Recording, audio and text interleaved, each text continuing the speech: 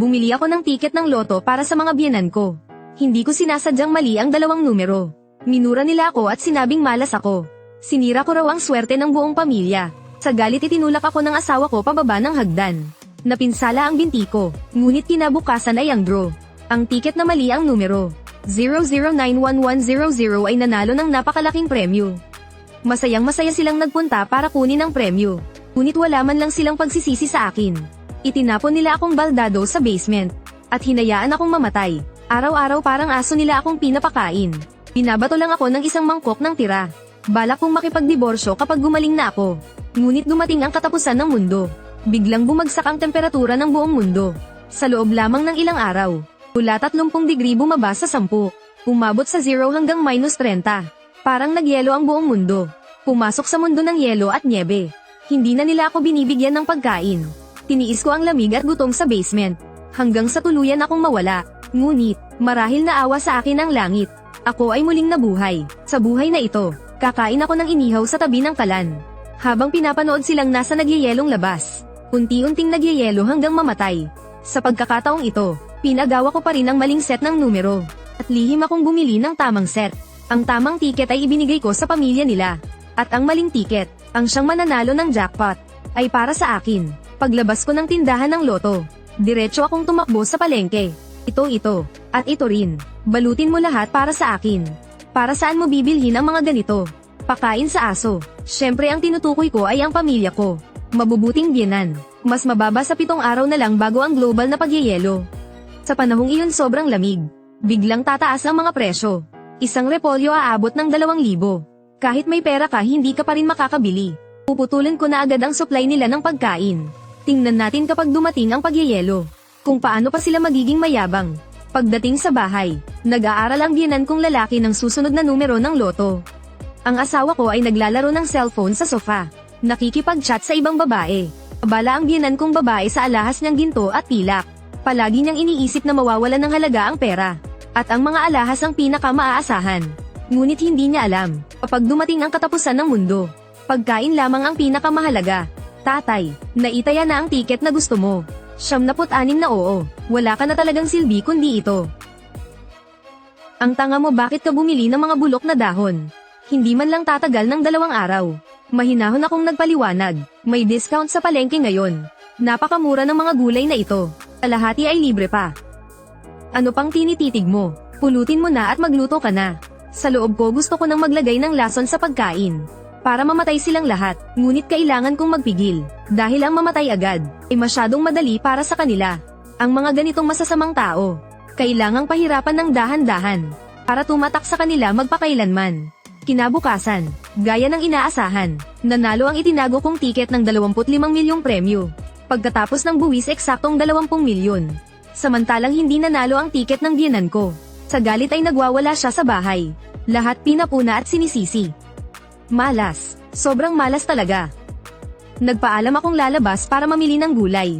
Ngunit dumiretso ako sa sentrong loto ng lungsod. Para maiwasang mapagtuunan ng pansin. Maaga pa lang ay nag-disguise na ako. Matapos pa ulit-ulit na kumpirmahin ng staff. Sa wakas ay pumasok na ang 20 milyong premyo matapos ang buwis. Pagdating ng pera, hindi ako nagdalawang isip. Agad akong nag-donate ng 2 milyon. Hindi ito dahil sa kabutihan, kundi isang uri ng seguro. Para makaiwas sa pampublikong usap-usapan. At mabawasan ang mga susunod na abala. Ang natitirang pera, agad kong hinati sa 2 bahagi. Ang isang bahagi ay para sa malawakang pag-iipon ng supply. Ang isa pa ay direktang inilaan sa plano ng Renovasayon. Kailangan kong matapos sa pinakamaikling panahon. Ang isang tunay na ligtas na bahay para sa katapusan ng mundo. Ito ang magiging huli kong kanlungan. At siya ring nag-iisang daan para mabuhay. Ang lokasyon ng safety house. Pinili ko ang isang napakalihim na basement sa labas ng syudad. Malayo ito sa lungsod. Bihira ang tao sa lugar. Hindi madaling mapansin. Ang underground na espasyo ay may 200 metro kwadrado. Hindi lang kayang mag-imbakan ng maraming supply. Pwede ring isailalim sa kumpletong sealed na Renovasayon. Sa puntong ito 5 araw na lang bago ang global na pagyeyelo. Hindi pa inilalabas ng gobyerno ang katotohanan. Ngunit hawak ko na ang internal na impormasyon. Isang hindi kilalang planeta ang dadaan sa solar system. Eksaktong papagitna ito sa araw at sa mundo. Parang isang napakalaking harang, napaputol sa daloy ng liwanag at init. Pabilis na papasok ang mundo sa matinding lamig. Bagsak ang temperatura na parang bangin. Iisa lang ang magiging resulta, global na pagyeyelo. At tatagal ang ganitong kalagayan ng hindi bababa sa 3 buwan. Nakipag-ugnayan ako sa isang security renovation company. Ipapagawa ko ang basement bilang imbakan. Dapat top level ang lahat ng materyales. Ang moisture at waterproofing ay basic. Kailangan ding may insulation at temperature control. Ang pader at mga pinto ay dapat fireproof at anti-theft. Dapat umabot sa bulletproof at blastproof na antas. Ang ventilasyon, kalinisan at heating system ay kailangang palitan ng panibago. Dapat ay matatag at maaasahan. Nagtaka ang manager ng renovation company. Sinabi niyang kailangan ng oras para magtipon ng resources. Ngunit nang ihagis ko ang 2 milyong cash sa harap nila. Ate, may pera ka pala, sana sinabi mo agad. Ano lang ba ang ganitong kaliit na bagay? Huwag sabihing top-level industrial greenhouse lang. Kahit space house ang ipagawa mo kaya namin. Kukunin ko ang lahat ng resources ngayong gabi. Kung matatapos ninyo ng maaga at may kasamang pagiging lihim, magbabayad ako ng karagdagang 1 milyon. Sa bawat araw na mas maaga, pagdadagdag ako ng 100,000. Nang makita ng boss ang napakaraming pera, tuluyan na siyang nabulag sa pera.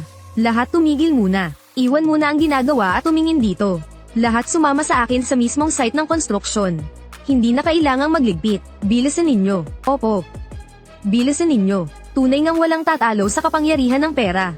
Sa ilalim ng lakas ng salapi, ang trabahong dapat tatagal ng 3 araw, ay natapos ng maayos sa loob lang ng 2 araw.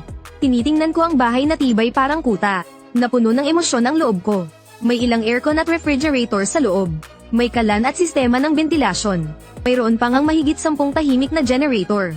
Lubos akong nasiyahan dito. Agad kong binayaran ng balanse at gantimpala. Matapos ayusin ang trabaho ng security company, pumunta ako sa wholesale market.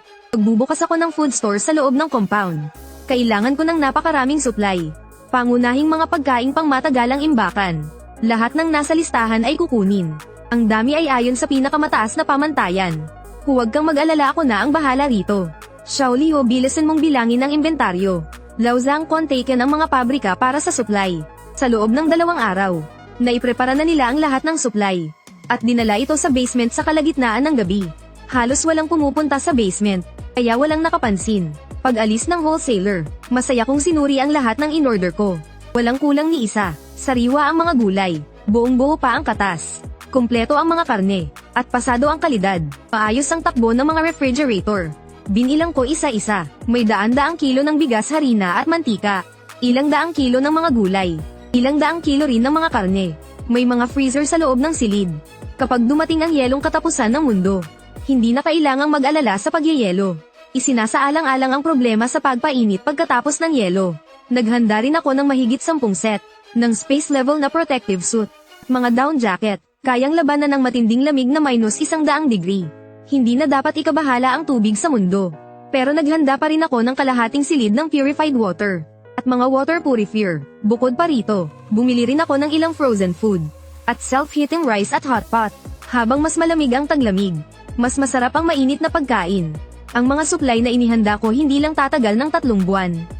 Kahit 1 taon pa ay hindi mauubos. Habang palihim kong binubuo ang sarili kong safe house, pinapakisamahan ko rin ang pamilya ng biyenan.